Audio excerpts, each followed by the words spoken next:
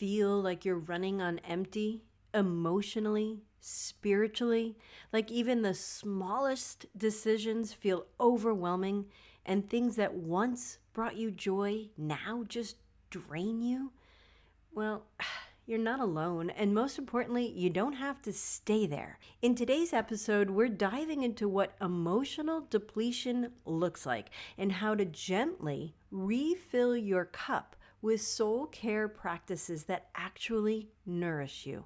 I'll share simple, practical ways to become more self-aware, along with mindfulness techniques you can do probably anywhere. Because you deserve to show yourself love, not just so you can give it to others, but because you matter. And to help you on your journey, my affirmation and manifestation journals from my Etsy boutique are the perfect companions. They're filled with prompts, encouragement, and space to reclaim your soul and purpose. You'll find the links in the show notes below. Now, go grab that cup of tea, your cozy blanket, and settle in. It's time to restore your soul. Do you find yourself struggling with constant anxiety, stress, or burnout? Maybe you're navigating through overwhelming waves of sadness or darkness. Has someone allowed you to believe that you're unworthy? Well then, we're here to debunk those beliefs and help you to overcome them. Hello, my friend, and welcome to the Radiance from Within podcast, guiding Christian women to build their confidence and self-worth. My name is Heidi, and I'm so excited to have you here. We'll work together to help you overcome negative beliefs by incorporating prayer, devotionals, and journaling into your daily routine. Additionally, we'll explore the power of words and how they can impact your mindset and well-being. Because when you unleash your inner peace, you will find the desire and strength to spread kindness and compassion. Join me each week and unlock your radiance from within. Discover your power and strength and embark on a journey of self-discovery and empowerment.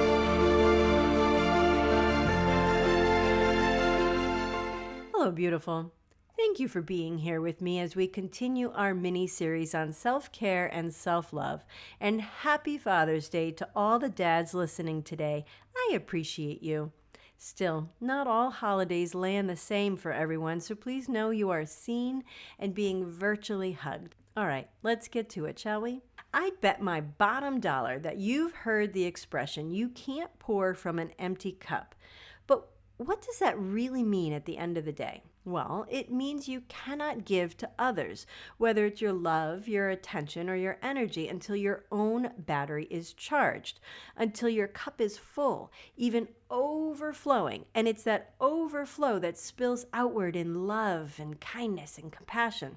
However, I want to remind you, as I mentioned last week, self-care is neither selfish nor indulgent, and you certainly don't need anyone's permission to show yourself love. Daily, weekly, or whenever your soul needs it. Does that make sense? In other words, yes, you can't pour from an empty cup, but that shouldn't be the reason you take care of yourself. You care for yourself because your spirit deserves tending to, simply because you matter. Isaiah 55 says, "Come all who are thirsty, come to the waters and drink." So when your soul feels dry, let this be your invitation to be replenished by grace, by God, and yes, by rest. And Psalm 23 gently reminds us, He restores my soul, because restoration isn't a luxury, it's a promise. So let's talk about ways you can recognize you're beginning to experience emotional depletion, just in case you ignored my plea to take care of yourself every day. Wink, wink. Emotional depletion is what happens when we've been carrying too much for too long. It's that deep, worn-out feeling where you're running on empty, not just physically, but emotionally too. You might feel disconnected from yourself or others, like you're just going through the motions. Things that once brought you joy now feel like a chore. and even the smallest decisions feel so overwhelming. And you might even find yourself snapping more easily or feeling anxious for no apparent reason. And my sweet, this isn't just in your head. As they say, your body feels it too, with headaches, trouble sleeping, or even changes in your appetite. This kind of burnout often stems from constant stress, heavy responsibilities, or emotional pain, and it can really take a toll on your well-being, your relationships, and your ability to function. Enter in self-care and self-love.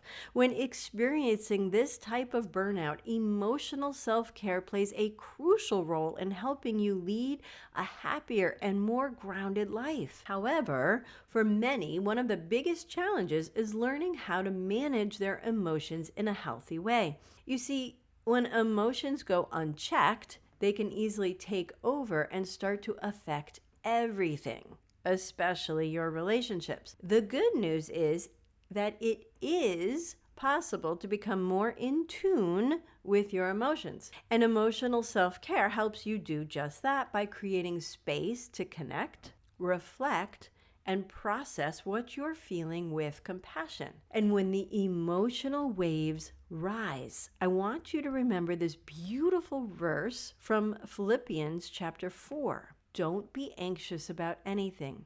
Rather, bring up all of your requests to God in your prayers and petitions, along with giving thanks. Then the peace of God that exceeds all understanding will keep your hearts and minds safe in Christ Jesus. That peace is real. It's available to you. All you have to do is reach for it. So, let's walk through a few soul care practices that can actually fill you. One of them is to learn to become more self-aware. By becoming more aware of your emotions, you'll find it easier to control them. Start a journal and write down the emotions you experienced throughout the day. Write down what you felt, what time it was, and what triggered the emotion. This will help you identify any patterns you should avoid. Practice mindfulness. Mindfulness helps you to focus on the present, calming your mind and body. By practicing mindfulness, it will also help you to better regulate your emotions. You can use it to control them when needed. For instance, if you start to feel overly anxious, you can calm your mind by taking deep breaths. But if the suggestion to practice mindfulness, as I'm using my air quotes, feels a little too vague or overused, I get it. I need things clearly laid out too. And know that mindfulness can take many forms, but let's try one together right here, right now. Sit in silence and just breathe. Deep, deep breaths. In and out. Feeling that air flow throughout your body. Then allow your breath to flow naturally, unforced. Clear your mind of the chaos. Too hard? Yep, me too. I like to let those thoughts float off on a cloud or down the river on a paper boat. If the noise in your mind is too loud, try saying Om, and let that gentle sound resonate deep in your chest. And when I still can't quiet the chatter, that's when I know it's time to pray. Sometimes I simply whisper the words from Psalm, "Be still and know that I am God." Let that truth anchor you when everything else feels unsettled. This practice doesn't have to be long. 5 or 10 minutes is all you need. And the more you do it, the more consistent you are, you'll find that you can and you will yearn to do it longer. Now, for those of you who cannot sit in silence, or for that matter, you cannot sit still, listening to music will definitely calm your mind. We all have different tastes, so I'm not even going to attempt to tell you what station to put on your Pandora app, but you know the one. And if you really need to shake off that anxiety, dance around the room for 5 or 10 minutes. I promise it will put you in a better mood. Now, all of those sound absolutely amazing to me. But if you try them all tomorrow morning, you'll become extremely overwhelmed. So tonight, as you're lying in bed with the day still swirling around in your mind, I want you to pause and reflect on you. As you listened to today's episode, which practice spoke to your heart the most? What do you truly need right now? Then, my sweet, when you wake, give yourself that big stretch and body hug. Thank God for another beautiful day. Grab your water, cup of joe, and go practice that practice. But seriously, pick one. Try it for a week. Does it feel good?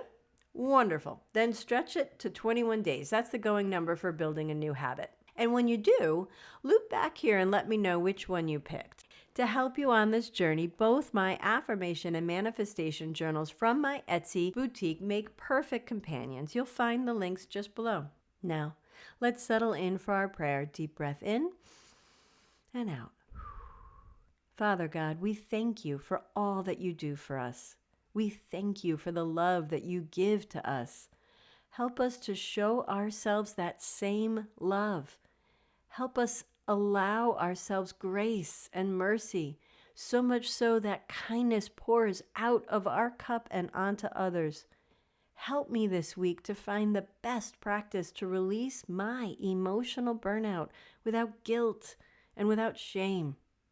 And we lift all of this up in Jesus' name, amen. My sweet, always remember this. You are a beautiful child of God. No matter what you're going through, you are worthy of healing. And as Rumi so beautifully said, the wound is the place where the light enters you. Even in our hardest moments, pain can become a doorway, an invitation for growth, healing, and a new kind of light to enter our lives. Yes? Yes. And until we meet again, beautiful, I believe in you. Now, it's your turn. Thank you for joining me on today's podcast. But before you go, a simple request. If this podcast has made a difference in your life, please leave a review where you listen and share this episode with someone who could use a little light today. Knowing my show has impacted your life brings me so much joy. Remember to explore my Etsy boutique to discover the workbook you need most this month. And until next time, my friend, ignite inspiration, spread hope, and dance with faith.